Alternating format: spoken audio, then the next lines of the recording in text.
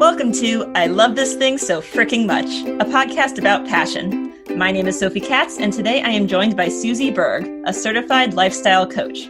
Welcome to the show, Susie. Hi. Hi. So, here's how this works. Susie will have 3 minutes to talk about something that she loves. This can be a person, place, thing, concept, activity, anything she wants. Our only requirement is that she loves it wholeheartedly and wants to tell us why. Are you ready, Susie? I am ready. Good. Got my timer here. Now, what do you love so fricking much? Well, I love healthy habits because they changed my life 4 years ago. And I love sharing what I've learned with as many people as possible. As a lifestyle coach, I'm on a mission to help change the state of health in our country. Almost 2/3 of US adults are either overweight or obese, which is a staggering statistic. Now, three main factors that are causing this decline in our health are our poor food choices, lack of sleep, and lack of exercise. So, how can we develop a healthy lifestyle? So, getting to a healthy weight is number one on the list if you're not already. And I suggest starting with one area that you'd like to improve and break it down into small, manageable steps. The smaller the behavior change, the longer lasting it will be because it's attainable and sustainable. So once you install one habit and feel like it's becoming easier, then you can move on to the next one. Often, at this time of year especially, people take on these New Year's resolutions, and they're biting off too much than they can chew. So the best idea is to develop small habits gradually. So I have some practical advice on how to develop a healthy lifestyle. So first, failing to plan is planning to fail. So what that means is, it's really best to plan out ahead of time, like meal prepping and planning out healthy snacks. So the first thing we're going to talk about is nutrition. So one thing that is a cornerstone of the program I coach is eating every 2 to 3 hours. It keeps your blood sugar steady and it keeps your hunger controlled. And then planning out snacks prevents mindless eating when you get hungry. Also, having those snacks ready to go when you leave the house is also a really good idea. Next is water. The recommended amount is 64 ounces or even up to half your body weight in ounces. Staying hydrated helps your organs work well by flushing toxins out of your body and helps you think clearly. It also increases your metabolism, gives you energy, and helps hydrate your skin. So how can you get water in? Always have a reusable water bottle with you and take it everywhere you go. Also, connect the habit of water with your small meals 6 times a day. That's another way to get it in. Next is sleep. So 7 to 8 hours is ideal. Go ahead and finish your thought. Okay. Having a routine of the same wake time and bedtime every day, even on the weekends, is really helpful to getting that sleep routine going. Awesome. Yeah. Thank you for talking to us about healthy habits today. You're welcome. It's really important. Definitely. You mentioned early on that your passion about healthy habits is wrapped up in your career as a lifestyle coach. Could you tell me, how did you get into lifestyle coaching? Oh, sure. Well, it was really the furthest thing from my mind. But 4 years ago, I was looking to slim down before my son's wedding. And I attempted myself to, go to the gym more and try to lose weight, but I really just couldn't do it on my own. I found a program that I decided to give it a try. And it was really easy to follow. I found that I had more energy, I was getting better quality sleep, and the weight just started coming off. And within 4.5 months, I lost 30 pounds. So that was amazing, but that was just the beginning. So I learned that having these new healthy habits were the key to keeping my weight off. And I really never wanted to go back to where I had come from. And so I made some lifestyle changes and I thought differently about food. And I've used those healthy habits to keep my weight off now for 4 years. I was so excited about how I felt that I just really wanted to help everybody around me, whoever wanted to, also lose weight, get healthy.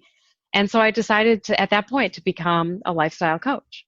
And so I've really helped lots and lots of people just improve their health, feel good about themselves, and empowered them to be able to be healthy.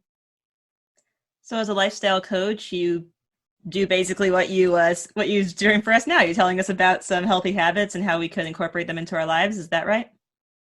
That's right. Yeah, I help guide them through a particular program.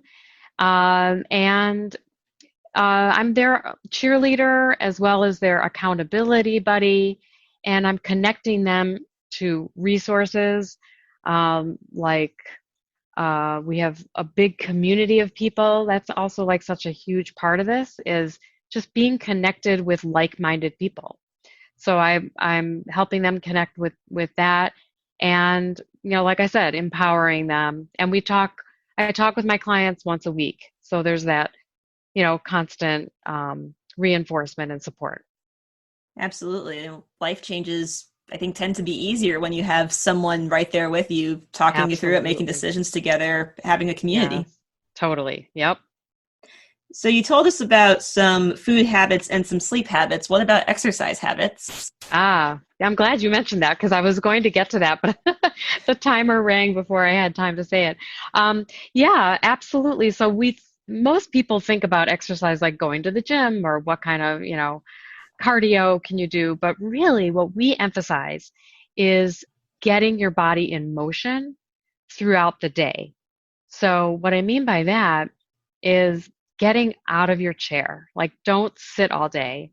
A lot of us, have jobs that keep us sitting, but you can use a standing desk or like I got like this tabletop um, stand that moves up and down. So I can stand and do my work and then I'll sit down, for part of the time, but I can, that really helps is when you just stand for, a good part of the day, or when I'm on the phone, sometimes I'll pace back, back and forth in my house, or I'll use the farthest bathroom in my house. Mm. So I get those extra steps in. And all of this combined is just keeping your body in motion.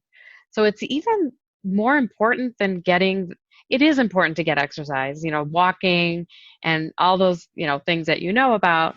But the thing that people forget about is just the constant motion and just not sitting all day. It sounds like an every little bit helps sort of thing. For sure. Yeah. And also getting exercise in small spurts is also really important and it all accumulates toward the goal of being active.